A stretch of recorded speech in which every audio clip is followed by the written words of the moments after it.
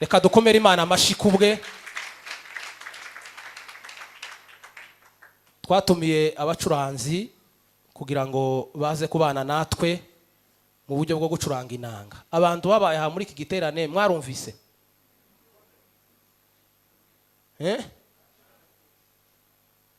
Reka dusabe Trump ave hasi. Ushobora kuba mwaramubonye.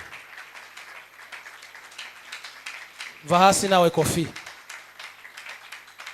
Aimable va hasi. Vicky va hasi. Daudi va hasi mu izina rya Yesu.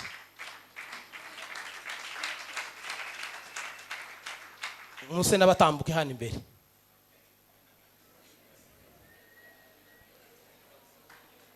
Mutambuke hano abacuranzi.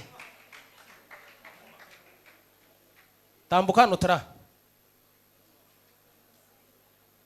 Ninde wundi mucuranzi uri hano?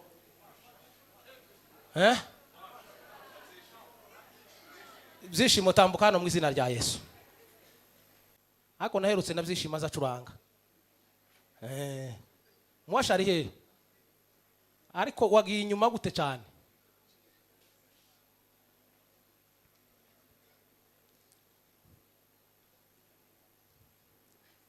Ndatinze aba bantu impamvu mbatambukije hano. Haleluya. Impamvu mbatambukije hano ndagira ngo babwire ko bano bagabo ari abantu beza. Dukomere Imana amashyi kubwabo.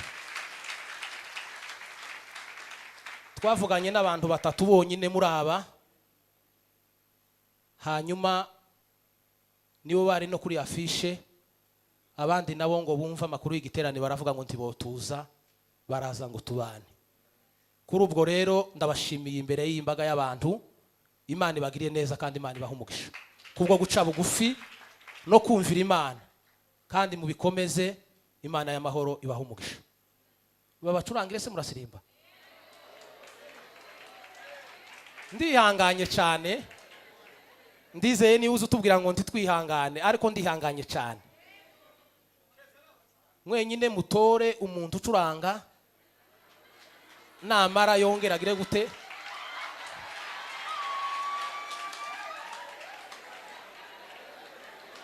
Rugorora niwe nyiri rugo, mureke yakire bagenzi be. Dutuze mu izina rya Yesu. Aba bacuranzi bose ndabizi ko mutaririmba, ariko kandi bacurangire neza rugoro.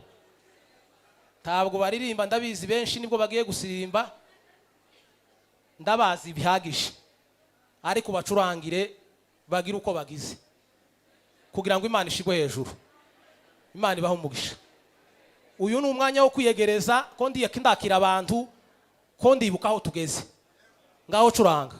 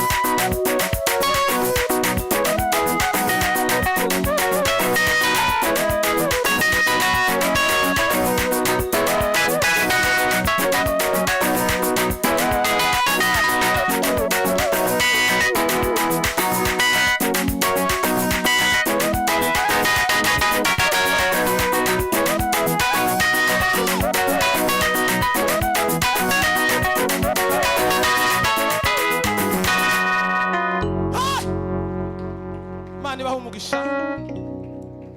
Imana ibagirire neza. Twakiriye Mukongomani Bisama Alexi, twatumiye nko muririmbyi kugira ngo azadufashe kuramya Imana no kwihimbaza. Va hasi dukomere Imana amashyi mu izina rya Yesu. Hai! Tuguhaye ikaze kandi twishimiye kubana nawe. Imana iguhe umugisha. Kuitwa kwa Samueli mwana wa Elukana ulitokana na mama yake Ana. Kuitwa kwa Samueli